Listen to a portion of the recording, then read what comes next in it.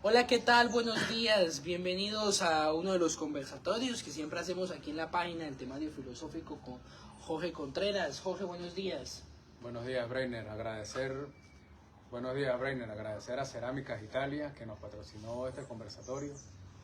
Agradecer a la profesora Erika Contreras, que nos patrocinó unos ricos refrigerios. Gracias, profesora Erika. Y a Ponqué Granados, que Ponqué Granados ya ha sido habitual en estos conversatorios. Gracias, señor Ángel, por patrocinar este tipo de conversatorios. Hoy tenemos un invitado muy especial, es Deiner Fuentes. Antes que nada, pues yo en este conversatorio público, por así decirlo, quiero agradecer mucho a Deiner Fuentes y a su familia por lo chévere y especial que se han portado conmigo en estos años aquí en San Gil. Me ayudaron mucho en mi época de estudiante de Derecho. Yo iba a estudiar en la casa de ellos. De verdad que él y su familia han sido tal vez las personas más chéveres y especiales que he conocido aquí en San Gil. Muchas gracias, Deiner, y a su mamá, a su papá, y a su novia también, y a su hermano. Bueno, Deiner, bienvenido. Bueno, primero que todo, pues gracias, Jorge, por la invitación y esas bonitas palabras. Bueno, hoy el conversatorio es la evolución del concepto de Dios, así es. ¿De dónde proviene históricamente la noción de Dios, Jorge? Bueno, desde el principio de la historia de la humanidad, los seres humanos siempre se han hecho preguntas como de dónde venimos, quién nos creó, todo ese tipo de preguntas, y el ser humano siempre ha buscado respuestas, por así decirlo, a deidades sobre cosas que no puede explicar, por así decirlo. En la época de Sócrates, antes de Sócrates, se atribuían muchas cosas a las deidades. Por ejemplo, se decía que si a alguien le dolía la cabeza era por alguna deidad o X o Y cosa, y Sócrates fue el primero, o no sé si el primero, pero sí fue uno de los primeros que hizo que empezaran a pensar las personas de manera diferente. Acordémonos que una de las cosas por las cuales lo juzgan a Sócrates es la proposición de nuevos dioses. Él dice que hay que quitarse ese velo de los ojos, por así decirlo, y dejar de creer que todo nos pasa por los dioses, sino que las cosas que nos pasan tienen su fundamento, por así decirlo. Si uno le duele la cabeza es por algo le dolerá la cabeza, no sé, pero no es porque algún dios haga que a mí me duela la cabeza.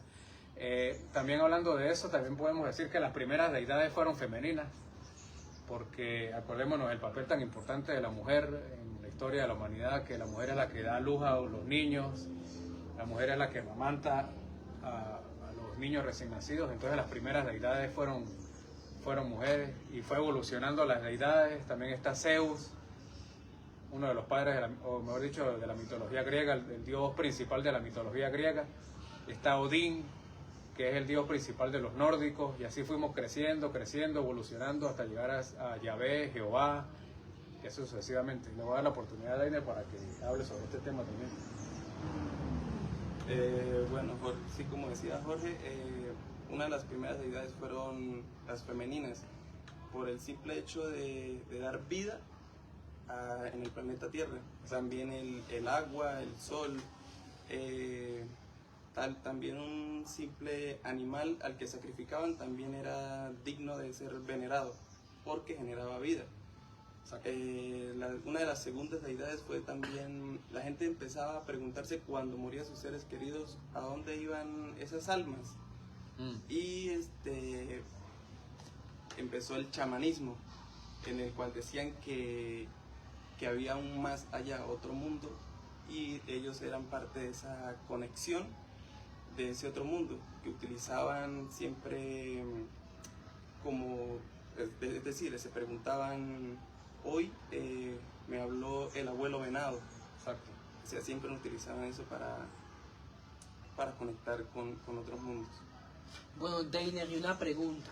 ¿Qué es lo que se le viene a la mente cuando se menciona la palabra de Dios?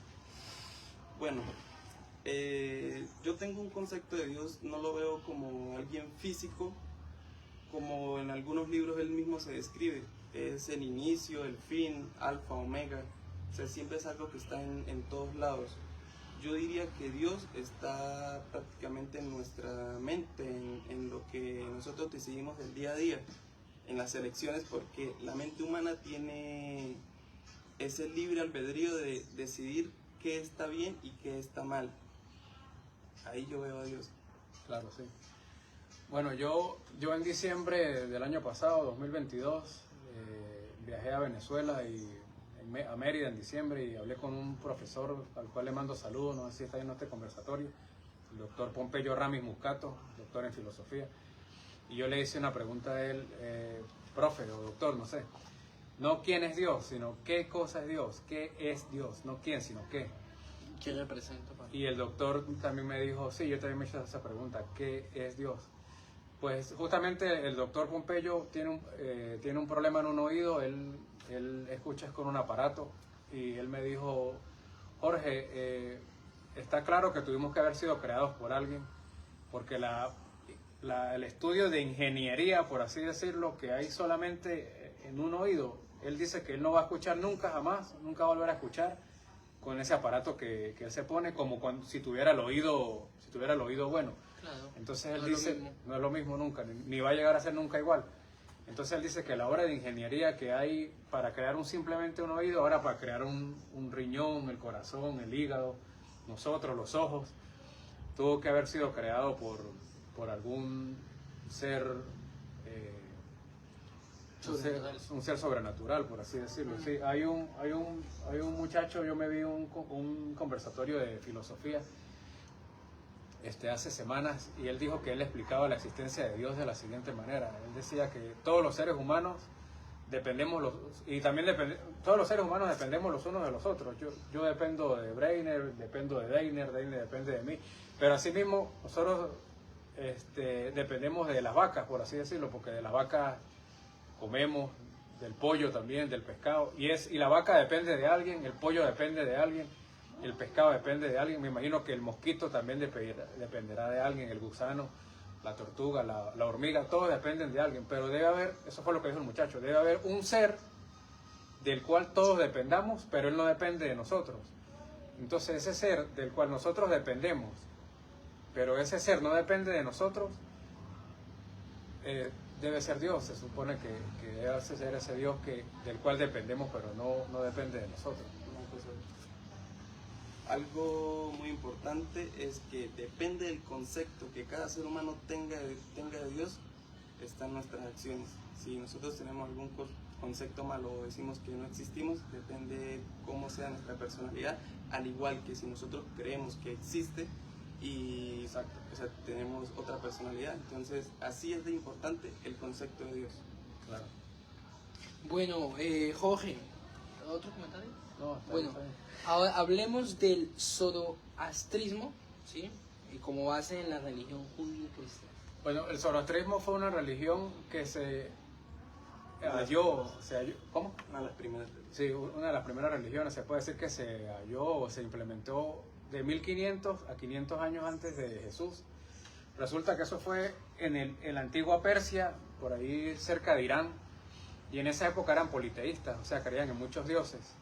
Y el profeta Zaratustra tuvo varias visiones, y él se reunió, primero tuvo varios seguidores, por así decirlo, y después logró reunirse con uno de los mandatarios de esa época que eran politeístas, y él dijo que, claro, en esas visiones él vio que el creador del mundo y del universo era Ahura Mazda, y la contraposición, por así decirlo, de Ahura Mazda era Agrimán. Es como decir, aquí en esta religión, el bueno, por así decirlo, es Jehová, Yahvé, y la contraposición es el demonio. Entonces, él se reunió con ese emperador o mandatario de aquella época y lo indujo a que dejaran de ser politeístas y creyeran en un solo Dios, que era Ahura Mazda.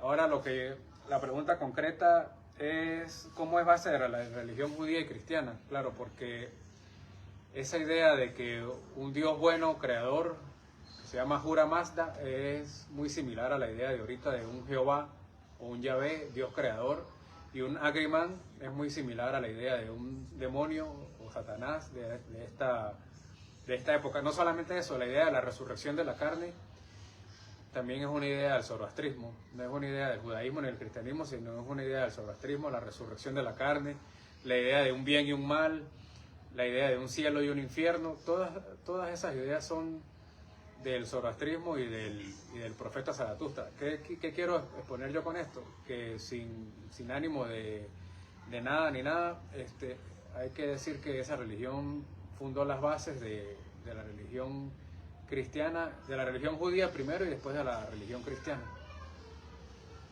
Bueno, para agregar, porque Jorge lo dijo prácticamente todo, sí, esa religión sirvió para también crear las primeras civilizaciones, porque los humanos empezaron a creer en un mismo Dios e igual empezaron a juntarse en sitios para venerar a ese mismo Dios.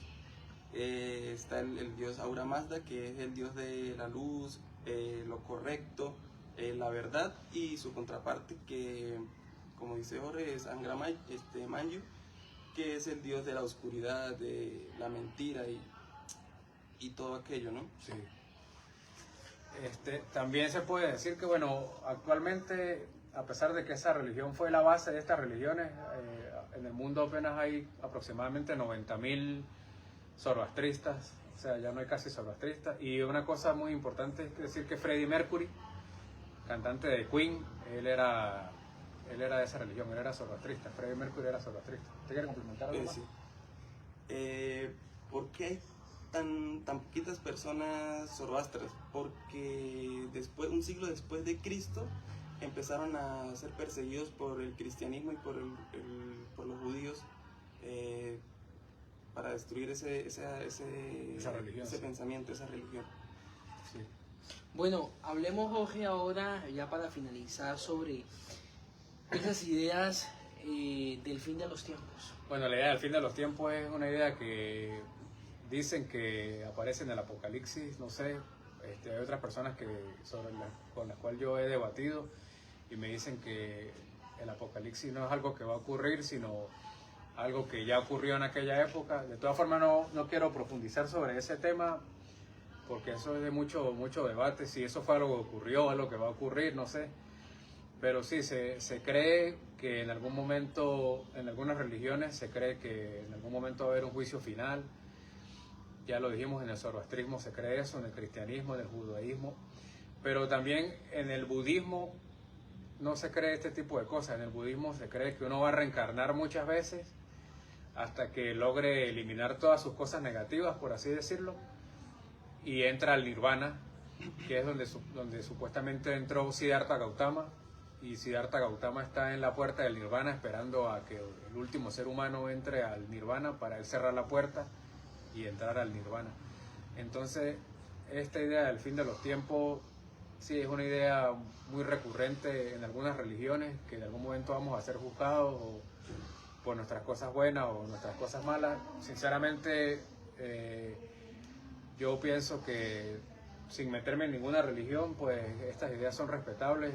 Yo en lo particular pienso que puede ser, no sé, puede ser que todo termine acá, o puede ser que sí seamos juzgados en otro momento. Eso en realidad yo creo que nadie lo sabe, ni la persona más estudiada en este tipo de temas, ni nada.